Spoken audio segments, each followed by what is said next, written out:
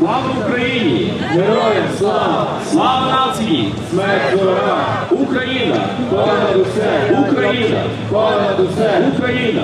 Понад усе! Героям України тричі! Слава! Слава! Слава! Ворогам України тричі! Смерть! Смерть! Смерть!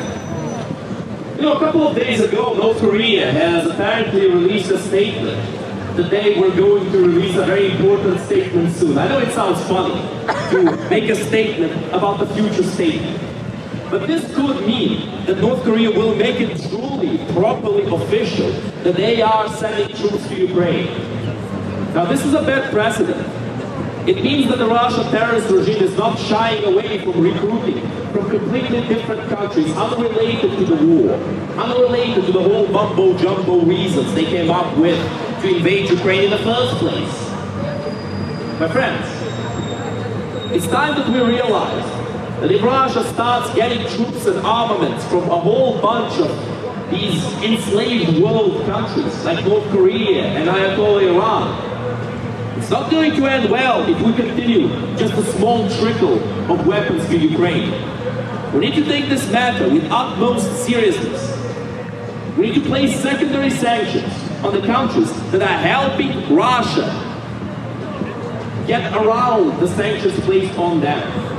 We need to force every single Western company to remove all of their businesses from Russia and to put a full economic blockade on Russia at long last. Now Russia, it's not an easy country to sanction because Russia has a lot of resources. However, Russia cannot keep up a full-scale war if it has no connection to the outside world. It's impossible for them. Especially if the Ukrainians are finally allowed to hit the Russians where it hurts the most, in their bases, far away from the front line, in their weapons depots, in the factories, the places where they keep the tanks, the places where they keep the shells, all over Russia, not just around the border. You see, Russia has placed their troops in Belarus, and they're still there. Russia has invaded Ukraine from Belarus at the beginning of this full-scale invasion. Russia is not shying away from using third parties in this war.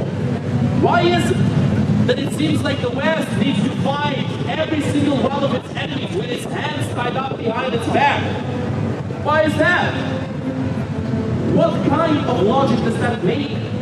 We can't continue to win these battles with our hands tied up. We need to finally move towards full victory, a complete victory over the Russian terrorist regime. Not to silence them for a little bit and give them some concessions and let them be friends with us. No! That time has passed long ago. We have given them so many opportunities. Ukraine had agreed to give up parts of its lands, to give up Crimea, to give up the Donbass in the Minsk agreements. We have agreed to do it.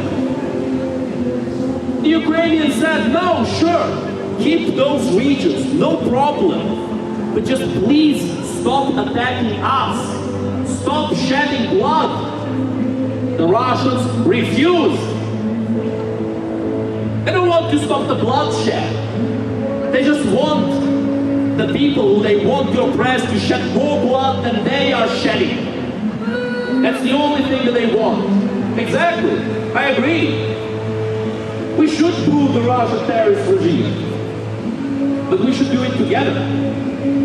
Not momentarily, not just one time in our lifetime, but consistently, my friends. We need to consistently show opposition to the Russian terrorist regime. Not just in our rallies, but wherever we go, so that people finally know what we're dealing with. And finally, my friends, to win this war, we need those weapons. Because arms keep peace. And those weapons sent to Ukraine are saving Ukrainian lives against the Russian terrorist regime. Fight the jets for Ukraine! Fight the jets for